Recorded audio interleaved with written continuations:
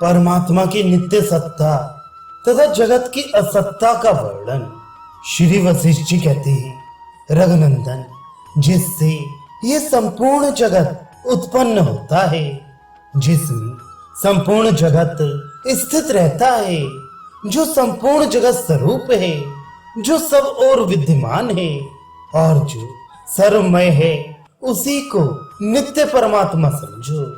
वह परमात्मा अश्रद्धालु के लिए दूर होता हुआ भी श्रद्धालु के लिए समीप ही है। वह सर्वव्यापी होने से सब में स्थित है एवं वास्तव में ज्ञान और ज्ञेय से रहित सच्चिदानंद परम पद स्वरूप है। वही परम पद सबकी पराकाष्ठा है। वही संपूर्ण दृष्टियों में सर्वोत्तम दृष्टि है। वही सारी महिमाओं की सर्वोत्तम महिमा है तथा वही गुरुओं का भी गुरु है। वही सबका आत्मा है और वही विज्ञान है।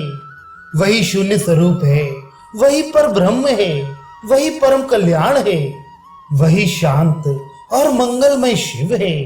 वही परम विद्या है और वही परम स्थिति है। उस परमात्मा में ये जगत अविचार से ही सत्य सा प्रतीत होता है, किंतु वास्तव में विवेक पूर्वक विचार करने से असत्य है। आदि और अंत से रहित आकाश के समान व्यापक मैं ही परब्रह्म परमात्मा हूँ।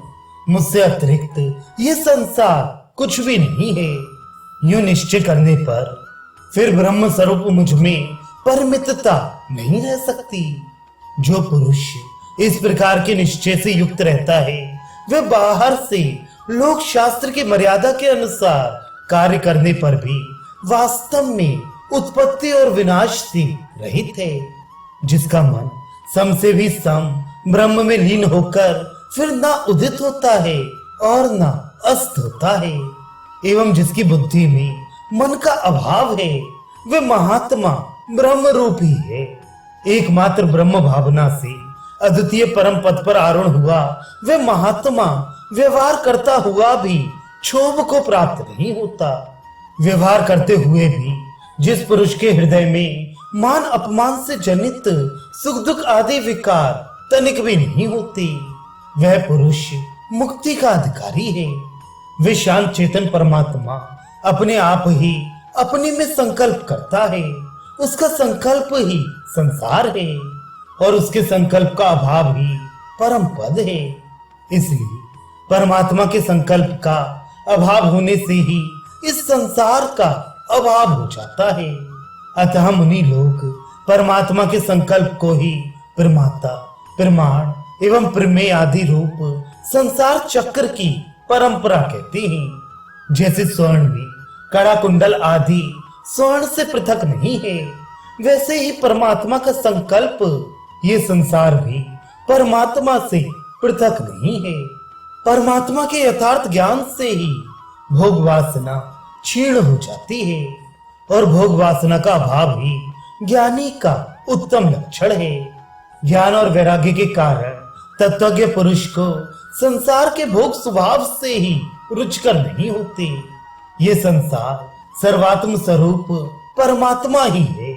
इस प्रकार का जिसके हृदय में दृढ़ अनुभव है, वही जीवन मुक्त कहा गया है।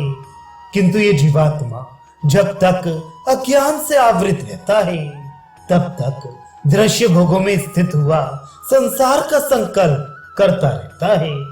जब अंतःकरण में उत्तम तत्व ज्ञान का उदय हो जाता है, तब संकल्प विकल्प का ये क्रम बुझे हुए दीपक की भांति शांत हो जाता है।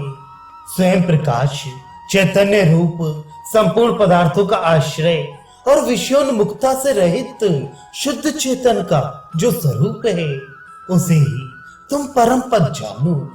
ये संसार संकल्पमय ही है। इसलिए संकल्प नष्ट हो जाने पर संसार भी नष्ट हो जाता है और फिर सच्चिदानंद परमात्मा ही रह जाता है।